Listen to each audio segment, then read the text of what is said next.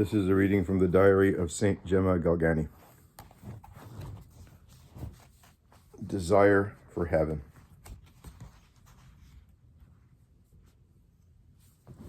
From the moment when my mother inspired me with the desire for heaven, I have always, even in the midst of so many sins, wanted it ardently. If God had left the choice to me, I would have preferred to escape from the body and fly to heaven. Every time a fever came upon me and I felt ill, I experienced a great consolation. But this changed to sorrow when, after some illness, I would feel my strength return. One day, after Holy Communion, I asked Jesus why he did not take me to heaven. He answered, "My daughter, I do not take you because during your life I will give you many occasions to gain more merit, increasing your desire for heaven as you bear the trials of life with patience." These words in no way diminished my desire. Rather, I felt it increasing in me day by day, loving Jesus and suffering with him. During this same year of 1896, another desire began to grow in me. I began to feel an ever greater yearning to love Jesus crucified very much, and at the same time a desire to suffer with him and to help him in his sufferings. One day, as I was looking at the crucifix, so great a sorrow came over me that I fell to the floor. My father was in the house at the time, and he began to reprove me, saying that it was not good for me to stay at home, and that I should go out early the next morning. He had not let me go to Mass the last 2 mornings. I answered in a disturbed tone of voice, "It is not good for me to remain away from Jesus and the Blessed Sacrament." My answer disturbed him because he noticed that my voice was not very strong. I hid myself in a room, and there, for the first time, I gave vent to my sorrow with Jesus alone. "Dear Father, I do not remember the words I spoke, but my angel is here, and he tells me what I said, word for word. It is as follows: I want to follow you no matter what the cost, in pain, and to follow you fervently. No, Jesus, I do not want to continue displeasing you by a tepid life, as I have done up to now. That would amount to coming to you to bring you displeasure. Therefore, I resolve to make my prayer more devout and my communions more frequent. Jesus, I want to suffer and to suffer much for you. Prayer will ever be on my lips. If even he falls often, who makes frequent resolutions, what will happen to him who resolves but rarely? Dear Father, these words came from my heart in that moment of sorrow and of hope when I was alone with my Jesus. I have made so many resolutions, and I never kept any of them. Every day, amid so many sins of every kind, I would ask Jesus to let me suffer, and suffer much." Pain in her foot. After a little, Jesus sent me a consolation. He sent me a pain in one of my feet. I kept this secret for a while, but the pain was severe. A doctor came and said an operation was necessary, and perhaps the foot would have to be amputated. All of my family was greatly worried, and only I was indifferent. I remember that while they were performing the operation, I cried and complained loudly. But then, looking at Jesus, I begged him to pardon my folly. Jesus also sent me other pains, and I can say with truth that ever since the death of my mother, I have never spent a day without suffering some little thing for Jesus. During this time, I never ceased to commit sin. I became worse every day. I was full of every kind of fault, and I do not understand why Jesus never showed himself angry with me. Only once did I see Jesus angry at me, and I would rather suffer the pains of hell 1,000 times in this life than find myself before Jesus so displeased, and to see before my eyes the horrible picture of my soul as I did on the occasion of which I will speak later. Her first vow. On Christmas Day, 1896, I was permitted to go to Mass and receive Holy Communion. I was about 15 years old at the time, and I had already often asked my confessor for permission to make a vow of virginity. I had asked for this for many years, but I did not really know what it was. It only seemed to me that it was the most beautiful adornment I could offer to Jesus. He would not let me take this vow of virginity, but instead allowed me to make a vow of chastity. So on Christmas night, I made my first vow to Jesus. I remember that Jesus was so pleased with it that he asked me after Holy Communion to unite with this vow the offering of my whole self and all my sentiments in abandonment to his holy will. I did this with such joy that I spent that night and the next day as if in heaven. A year of great sorrow, 1897, the death of her father. That year came to an end, and we entered upon the year of 1897, which was a year of great sorrow for all my family. I alone, being heartless, remained unmoved in the face of so many afflictions. The thing that troubled the others the most was the fact that we were deprived of all means of livelihood, and added to this, my father was seriously ill. One morning after communion, I understood what a great sacrifice Jesus would ask of us soon. I wept very much, but Jesus made himself felt in my soul all the more during those sorrowful days. I saw my father so perfectly resigned to die that I felt strong enough to bear these sorrows very calmly. On the day of his death, Jesus told me not to give way to useless weeping and wailing.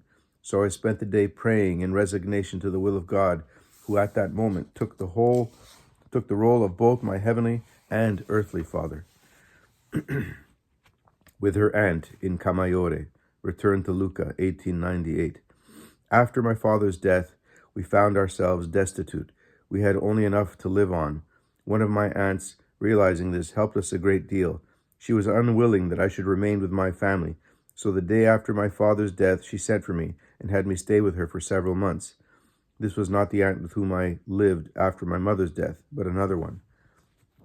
Every morning she took me to Mass, but I seldom received communion because I could not bring myself to go to confession to anyone besides Monsignor. During that time, I gradually forgot Jesus once more. I neglected prayer, and I began anew to seek diversions. Another niece of my aunt, who was also living with her, became very friendly with me, and we became very much alike in our wickedness.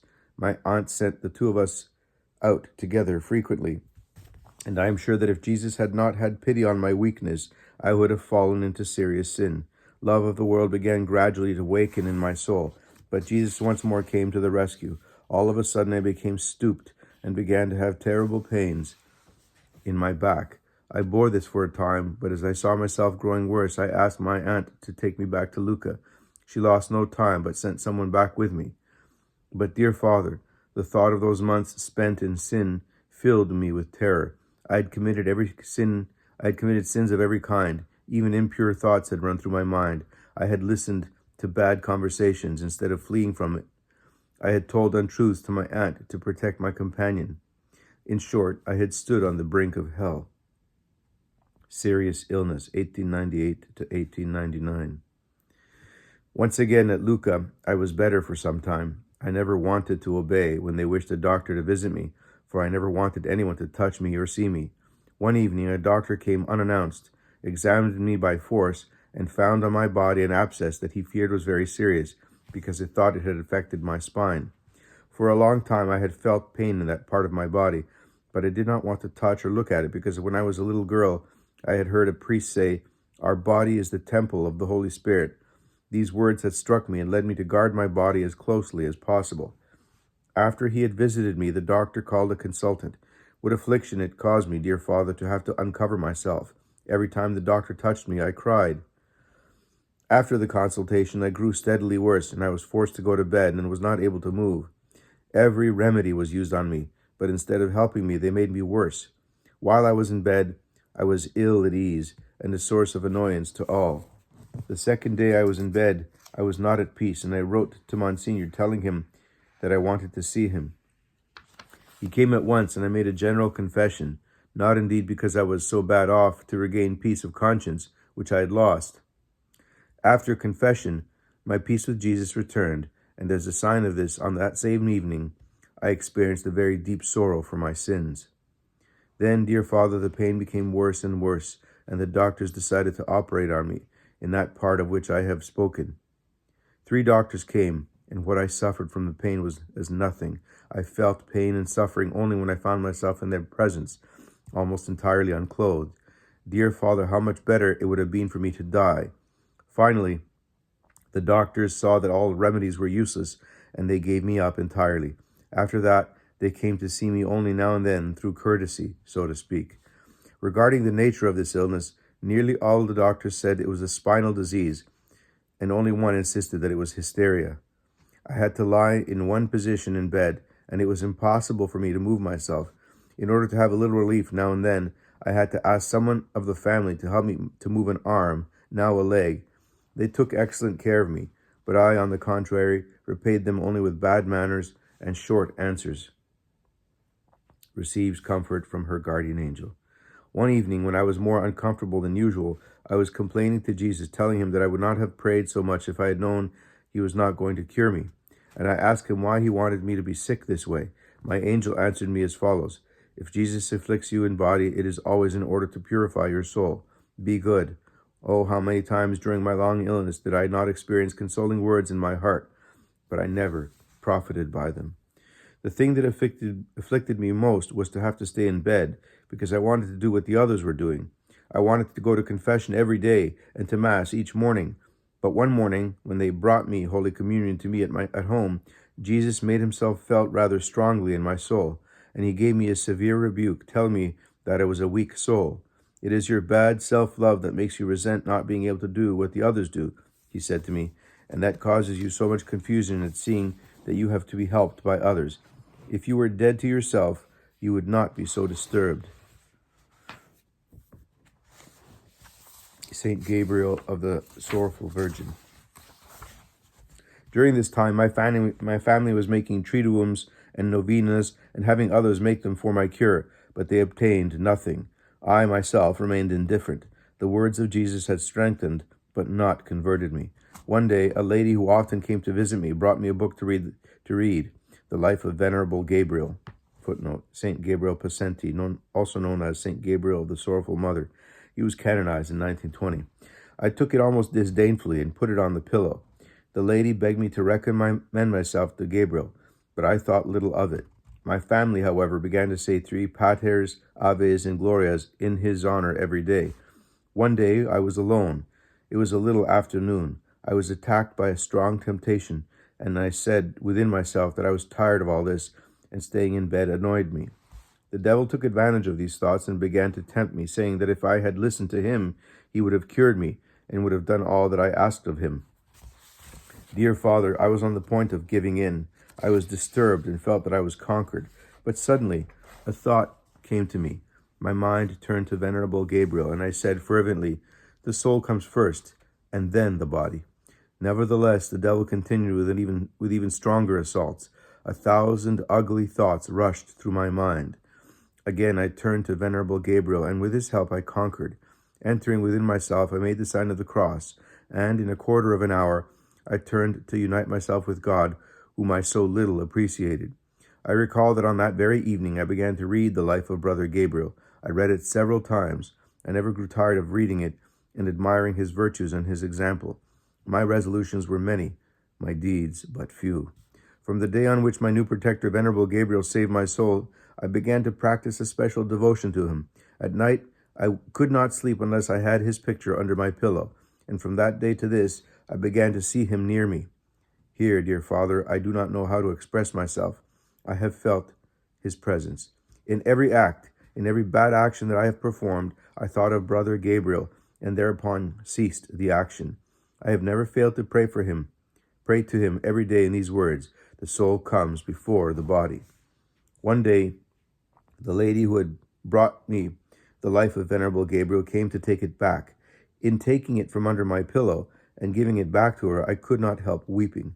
The lady, seeing that it was so hard for me to give it up, promised to come back later and get it when the person who had given it to her requested it. She came back a few days later, and I had to give it back to her, though I did so weeping. This caused me such displeasure, but the saint of God very soon rewarded this little sacrifice. For that night, in a dream, he appeared to me clothed in white.